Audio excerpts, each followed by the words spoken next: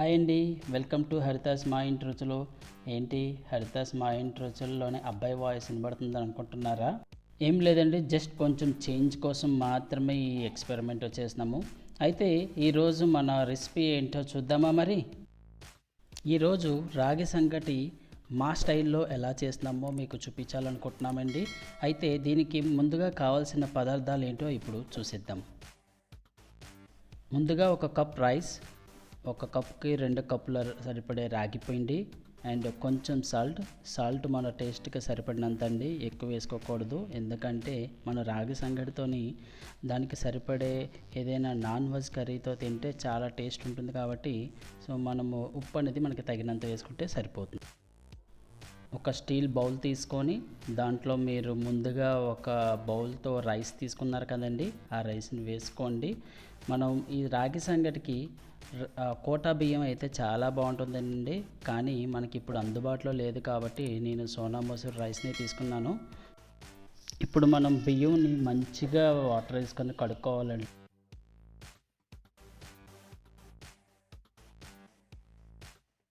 బాగా కడుక్కున్న రైస్లోకి ఇప్పుడు మనం 8 కప్స్ వాటర్ వేసుకోవాలండి. మనం బియ్యం ఏదైతే కొలత తీసుకున్నామో అదే కప్తోని మనం 8 గ్లాసెస్ ఆఫ్ వాటర్ వేసుకోవాలండి.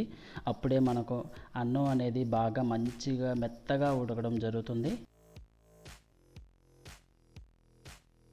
స్టవ్ మీద రైస్ ఉన్న బౌల్ని పెట్టుకొని స్టవ్ వెలిగించుకొని మనం చిన్న మంటలోని రైస్ని ఉడికించుకుంటే చాలా బాగుంటుందండి.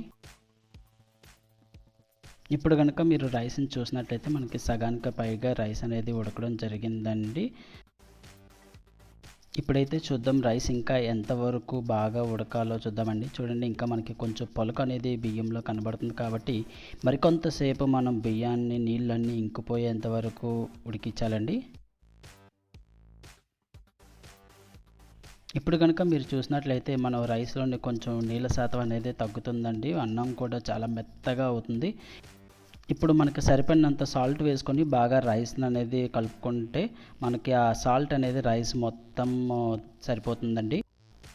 ఇప్పుడు మనం 2 కప్పులతో తీసుకున్న రాగి పౌడర్ వేసుకొని బాగా అన్నం మొత్తం కలిసేటట్లు కలుపుకోవాలండి. అప్పుడు మనకి అన్నం మొత్తం ఈ రాగి పౌడర్ అనేది మిక్స్ అయ్యి అది సగ్గడం జరుగుతుంది. అలా కొంచెం టైం పొయ్యి మీదే ఉంచి మనం సగ్గబెడితే ఆ పౌడర్ ఫ్లేవర్ మొత్తం రైస్కి అంటుకొని జరుగుతుందండి. ఇప్పుడు రాగి సంగటి ముద్దలోని కొంచెం నెయ్యి వేసుకొని బాగా కలుపుకోవాలండి. అప్పుడు మనకి నెయ్యి ఫ్లేవర్ అనేది బాగా ఈ రాగి సంగటి ముద్దకి అంటుకుంటుంది.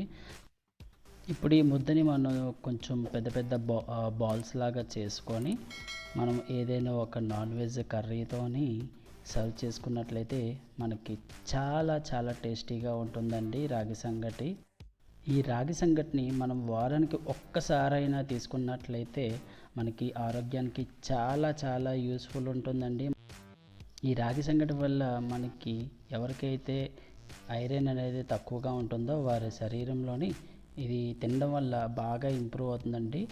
ప్రతి వారం మీరు కూడా మీ ఇంట్లోని ఇలాగే రాగి సంగటి చేసుకొని ఏదైనా ఒక నాన్ వెజ్ కర్రీతో మీరు సర్వ్ చేసుకున్నట్లయితే చాలా బాగుంటుంది. టేస్ట్ చేసి చెప్పండి. మీకు కనుక మా ఛానల్ నుంచి మరిన్ని అప్డేటెడ్ వీడియోస్ కావాలనుకుంటే సబ్స్క్రైబ్ చేసుకొని బెల్ ఐకాన్ని ఆల్ సెలెక్ట్ చేసుకోండి. మా నుంచి మరిన్ని న్యూ వీడియోస్ వస్తాయి.